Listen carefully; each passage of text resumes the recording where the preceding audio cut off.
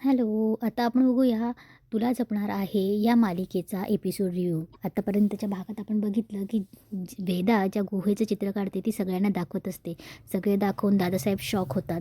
दादासाहेब चित्र पुन्हा मीराकडे देऊन ते चालले जातात आपल्या खोलीमध्ये.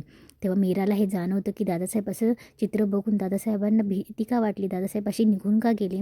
म्हणून मीरा ही वेदाला सांगते की वेदा बाळा तू थांब, मी आलीच हं.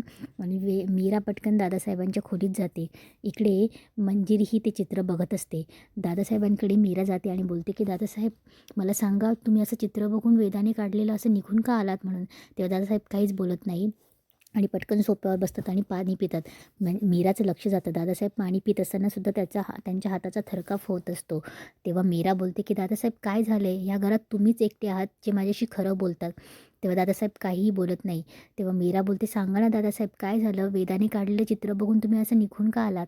तेव्हा दादासाहेब बोलतात की मीरा अगं, जे मी स्वप्न हे बघ, मी एक स्वप्न बघितलं होतं. त्या स्वप्नात अशी जागा होती, तिथे असं लाल रंगाच्या भिंती, जसा जाळ आहे अशी गुहा, आणि ते एकदम लाल लाल लाल लाल. दादासाहेब एक्सप्लेन करतात की त्यांनी स्वप्नात काय बघितलं आहे ते, आणि वेदाने काढलेल्या चित्रामध्ये एकदम साम्य आहे गं.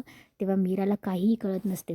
इकडे मंजिरी ते चित्र बघत असते आणि बोलते की छान काढलं आहेस हं वेदा बाळा चित्र, मोठी ड्रॉइंग आर्टिस्ट झाली असतीस पण आता नाही. तेव्हा द अथर्वजवळ वेदा असते. तेव्हा वेदाला अचानक ताप येतो. अथर्व बघतो आणि बोलतो की वेदाला अचानक ताप का आला. तेव्हा अनन्या बोलते की दादा डॉक्टरांना फोन करूया म्हणून. तेव्हा पटकन अनन्या डॉक्टरांना फोन करायला जाते. अथर्व तिला बघत असतो. तेव्हा मंजिरी मुद्दाम येते आणि बोलते की वेदा काय होतं ह्या माझ्या लेकराला, तिच्यावरची संकटं माझ्यावर का नाही आहेत असं मंजिरी बोलते. तेव्हा अथर्व बोलतो की आई मी हिला खोलीत घेऊन जातो.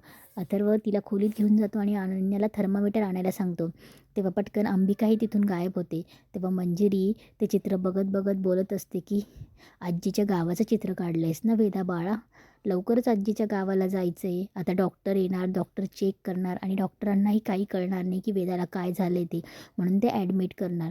ॲडमिट केल्यावर मग ते सलाईन्स, रिपोर्ट्स सगळ्या गोष्टी होतील आणि तीच या चिमणीचं शेवटचे दिवस असतील. आणि डॉक्टरांनाही कळणार नाही की काय झालं आहे ते, फक्त महागौरी मातेला माहिती असणार आहे आणि तीही काही करू शकणार नाही आहे. डॉक्टर येतात, वेदाला चेक करतात. तेव्हा डॉक्टर अथर्वला सांगत असतात की अचानक ताप येण्याचं कारण अजून कळलेलं नाही आहे, पण मी हे मेडिसिन दिलं आहे तेवढं घेऊन या, आज फरक पडला तर बघू, नाही तर उद्या तिला हॉस्पिटलमध्ये नक्की घेऊन या म्हणून. तेव्हा डॉक्टर चालले जातात.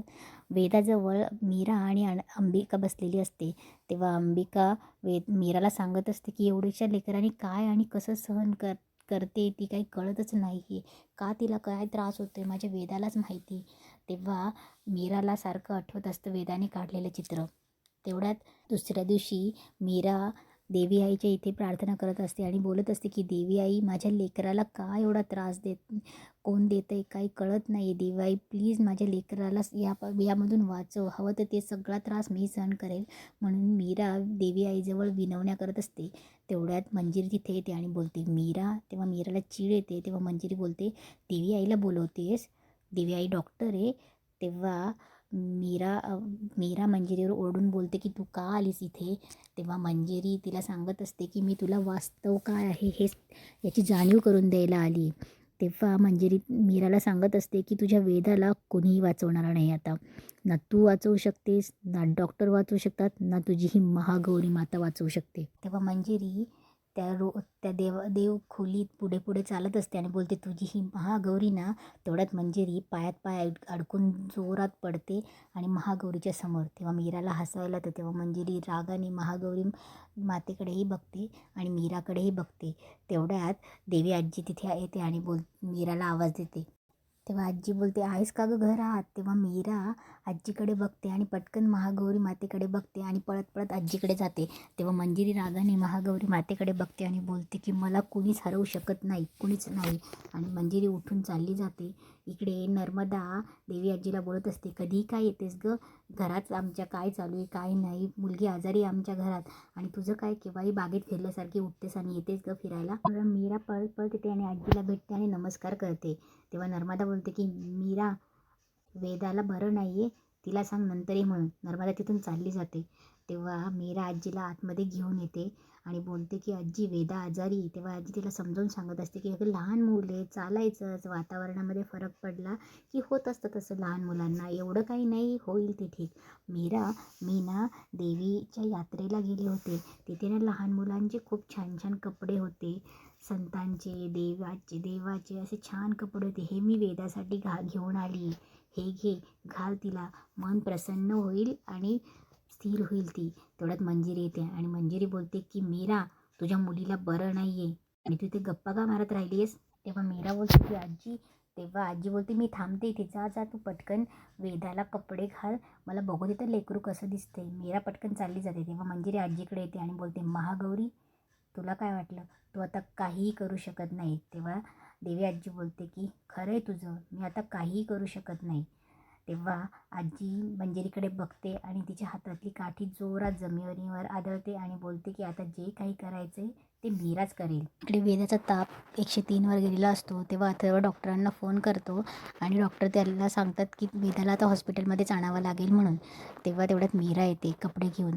तेव्हा अथर्व बोलतो की मीरा, मी गाडी काढतो, तू वेदाला तयार कर. तेव्हा मीरा बोलते की हो.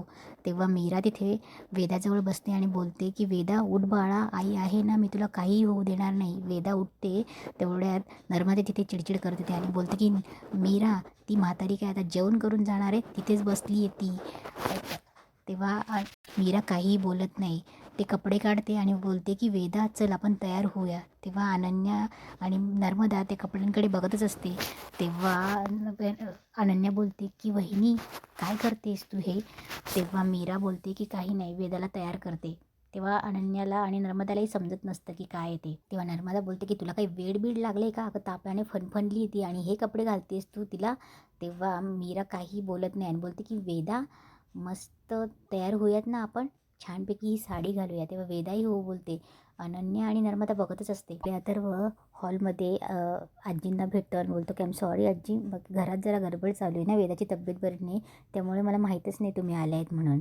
तेव्हा मंजिरी तिथं अंबिकाही असते. मंजिरी बोलते की अथर्व तू वेदाला घेऊन हॉस्पिटलला जा, आम्ही बघतो काय आहे ते, आजीला काय लागतं ते. तेव्हा मंजिरी बोलते की हां आजी, तुम्हाला काय लागतं आहे, तुमच्या घराचा पत्ता देऊन ठेवा, तुम्हाला धान्य वगैरे काही लागतं तर ते पाठवतो आणि काही पैसे वगैरे हवे असतील तर तेही सांगा, म्हणजे तुम्हाला असं दारोदार फिरायची गरज नाही. तेव्हा अथर्व बोलतो की आई अगं काय बोलतेस तू. तेव्हा मंजिरी बोलते काही चुकीचं बोलली का अथर्व मी.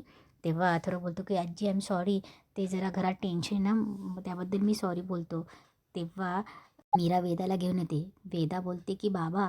तेव्हा अथर्व, अंबिका, मंजिरी आणि आजी सगळे वेदाकडे बघत असतात. नर्मदा आणि अनन्याही येत असते. वेदाने ती साडी घातलेली असते.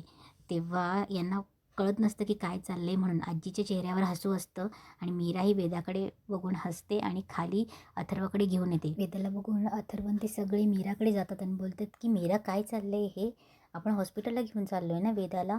तेव्हा मीराला काही कळत नाही काय उत्तर द्यावं ते. अंबिकाही विचारते की मीरा काय चाललंय.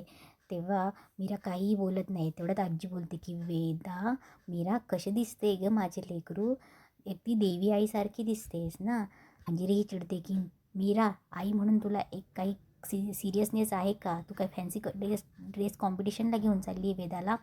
तेव्हा आजी बोलते की कशी अगदी देवीसारखी दिसते ना वेदा, बाळा ये इकडे. तेव्हा मीरा वेदाला सांगते की जा बाळा.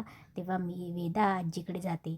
तेव्हा आजी वेदाच्या चेहऱ्यावर, डोक्यावर हात फिरवून कुरळत असते आणि काहीतरी चमत्कार होऊन वेदाला बरं करत असते. मंजिरीला कळत नसतं. तेव्हा मंजिरी बोलते की ही म्हातारडी नक्की काय करते ते.